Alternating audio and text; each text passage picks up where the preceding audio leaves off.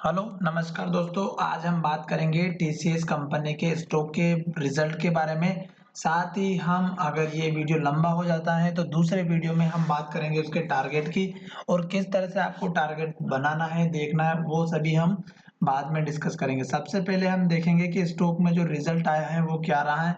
और अगर आपने अभी तक स्टॉक के रिजल्ट के बारे में नहीं पता है तो इस वीडियो को पूरा देखिएगा।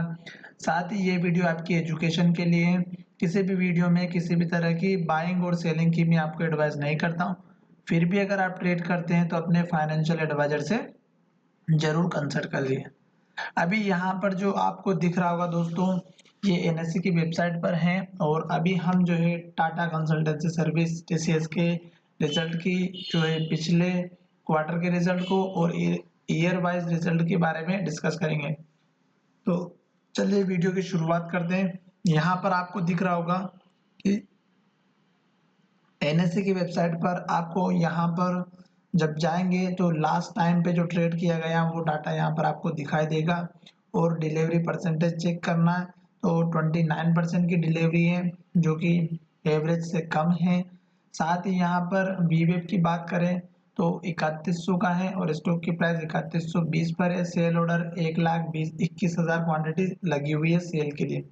अगर बात करते हैं हाई की तो ये अपने हाई के पास में चल रहा है, बिल्कुल नया हाई बनाया हुआ है लास्ट टाइम पे 3128 का।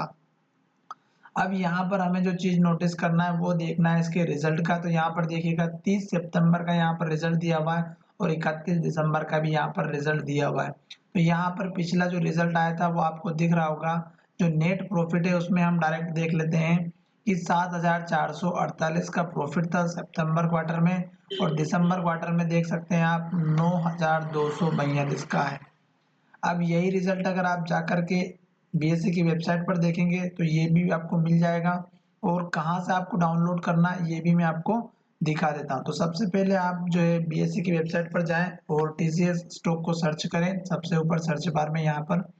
तो आपको नीचे दिखाई देगा दोस्तों कि स्टॉक में आपको रिजल्ट कैसे डाउनलोड करना। तो यहाँ पर देखिएगा शेयर होल्डिंग पैटर्न दे रखा है।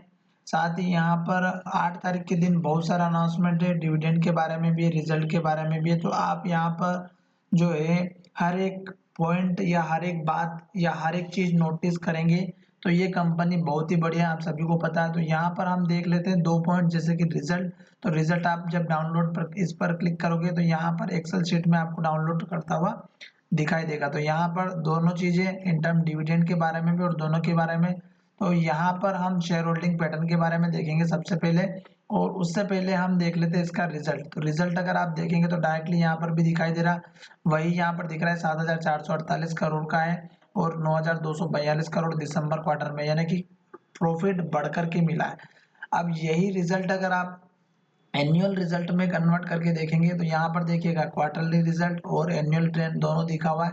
तो यहाँ पर अगर आप देखेंगे इस रिजल्ट को और एनुअल रिजल्ट को जब देखेंगे तो आपको पता चल जाएगा कि और भी बढ़िया प्रदर्शन देखने को मिलेगा। देखिएगा यहाँ पर 2016 से लेकर के 17, 18, 19 और 20 तक का रिजल्ट है एनुअल रिजल्ट। तो यहाँ पर 85,000 की यहाँ पर इनकी रिवेन्यू थी दोस्तों, जो बढ़ करके 92,000 हो गई, फिर 97,000, फिर 1,23,000 और अब 1,31,000 की हो चुकी है। साथ ही यहाँ पे अदर इनकम भी आप देख सकते हैं, अदर इनकम भी बढ़ रही है इनकी। जैसे कि यहाँ पर 3700 थी, फिर यहाँ पर 4,500 हुई, फिर 5,800 करोड़ हुई, फिर 7,627, फिर 8,000। तो अब देखिएगा इनकी अदर इनकम भी बढ़ती जा रही है। एक्सपेंसेस की बात करें तो साथ ही एक्सपेंसेस तो ऑलरेडी बढ़ेंगे, क्योंकि अगर इनकम बढ़ रही है तो एक्सपेंसेस भी बढ़ेंगे। यहाँ पर पूरी डिटेल अगर हम देखेंगे तो बहुत लंबा समय लगेगा। हम डायरेक्टली देख चलते हैं इसके रिजल्ट की तरफ, जो नेट प्रॉफिट हुआ। तो यहाँ पर देखिएगा 2016 में जो इनका नेट प्रॉफिट था 22,828 करोड़ का था, फिर 23,000 करोड़, फिर 25,000 करोड़, फिर 30,000 करोड़ और अब 33,000 करोड़। लगभग देखा जाए तो एनुअल बेस पे 10 से 11% का इसमें बेनिफिट जंप देखने को मिला है। अब बात करते हैं इक्विटी की दोस्तों। तो इनकी इक्विटी भी बढ़ी हुई है, 197 की थी, फिर कम होकर के 191 हो गई, फिर 375 और अब मेंटेन करके रखा हुआ है 375 का। अर्निंग पर शेयर की बात करें तो पिछले साल से इस साल की बात करें तो 88 का है और पिछले साल 79 का है, जो कि बढ़ चुका अर्निंग पर शेयर। ओपीएम की बात करते हैं, नेट प्रॉफिट मार्जिन की बात करते हैं, तो यहाँ पर देखिएगा जो है इन्होंने 25 से 26% का मेंटेन करके रखा हुआ है net profit margin.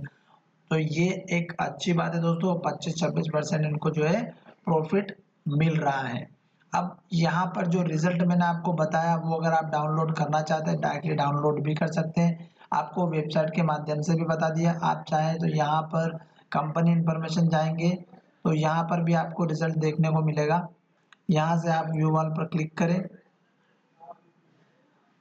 View all पर जब आप क्लिक करेंगे तो एक नई विंडो ओपन होगी और उसके बाद आपको जो है एक अनाउंसमेंट अटैचमेंट दी जाएगी फाइल को, उसको आपको डाउनलोड करना होगा। हो सकता है थोड़ा सा नेट स्लो चल रहा है मेरा आज।